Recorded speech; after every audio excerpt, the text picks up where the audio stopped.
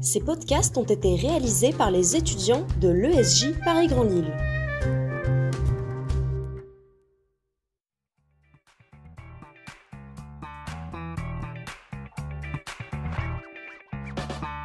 Bonjour et bienvenue dans l'aventure rêvée de Monsieur le Chat, un podcast fictionnel qui parle de sujets de fond à travers les rêves d'un chat. Tout au long de l'année, on abordera plusieurs thèmes comme l'évolution de l'art au XXIe siècle, la cancel culture ou encore l'évolution du métier de journaliste. Monsieur le Chat est de la race des bleus russes, sacrément fainéant mais ô combien rêveur. C'est simple, ce gros pâté dort toute la journée sur le canapé de son maître et le soir, il regarde la télé alors que son maître se prépare à manger. Ce qui lui donne des idées où voyager. Et aujourd'hui, justement, Monsieur le Chat a entendu parler de la 5G. On retrouve notre gros matou en Corée du Sud, à Séoul. Ultra technologique et grouillante de quelques 10 millions de personnes, Séoul attire les foules et les investisseurs. Elle est la première ville à être recouverte par le réseau 5G. À travers les pagodes et les gratte-ciel, les fleurs de cerisier rose pleuvent sur les pavés de la capitale. Il fait nuit, la pleine lune éclaire cette ruche grouillante de miel technologique et d'abeilles. Monsieur le Chat contemple le spectacle du haut de la Seoul Tower. Il a une vue panoramique sur la capitale, mais sa contemplation est interrompue par un énigmatique renard. Vêtu d'un bleu de travail, un tournevis à la main, un ordinateur portable dans l'autre, le canidé finalise les derniers réglages de l'antenne 5G à ses côtés. C'est beau, hein? Cette ville, ce pays. Tout sera bientôt recouvert par le réseau 5G. Excusez-moi, mais vous êtes qui ? Demande Monsieur le Chat, visiblement perturbé qu'un inconnu l'ait rejoint aussi haut dans son rêve. Je suis technicien. J'installe les antennes 5G pour le compte de cette entreprise. Dites, avant de m'endormir, j'ai entendu parler de cette nouvelle technologie, la 5G. Il paraît qu'elle améliore la vitesse de connexion. Pourquoi on en parle autant ? Je comprends pas, moi. Dit notre gros félin. Dis-moi, t'as entendu parler de ce qu'on appelle l'Internet des objets ? Bah non, répondit le chat qui ne voyait pas en quoi un canapé peut être lié à une quelconque vitesse de connexion. Bon, grosso modo, c'est le réseau sur lequel interagissent les objets connectés et le réel. Eh bien, la 5G va mettre le paquet sur ces réseaux.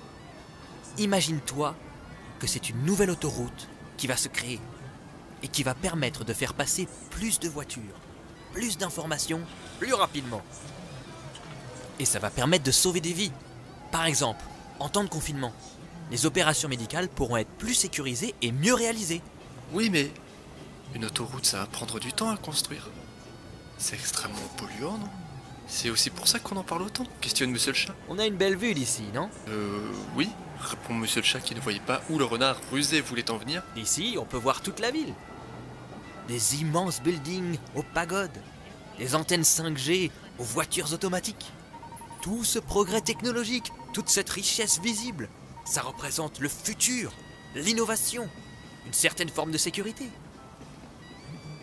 D'un autre côté, en regardant cette antenne, on s'aperçoit que les matériaux utilisés sont des terres rares, que la terre a encore été soulevée, déplacée, pillée, pour installer cette gigantesque structure de métal blanc, pour trouver les matériaux nécessaires à sa fabrication.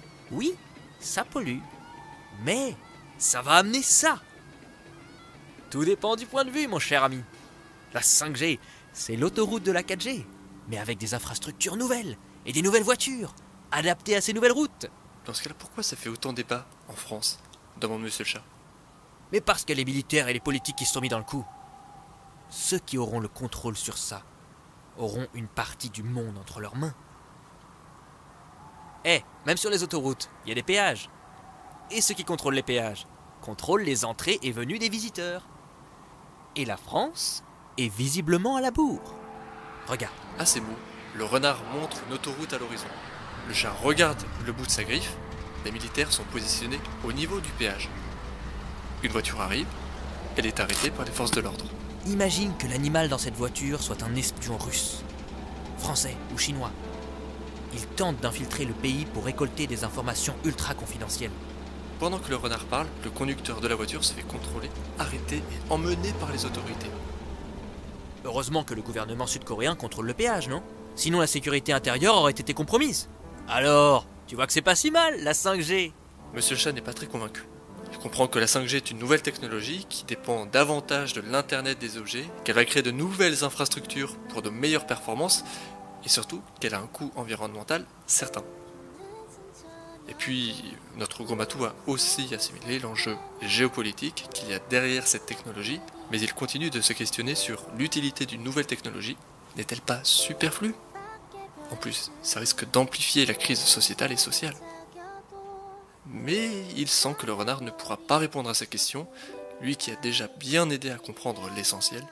C'est l'esprit rempli de questions que Monsieur le chat quitte son ami le renard. Il se réveille sur son canapé qui lui n'a pas bougé.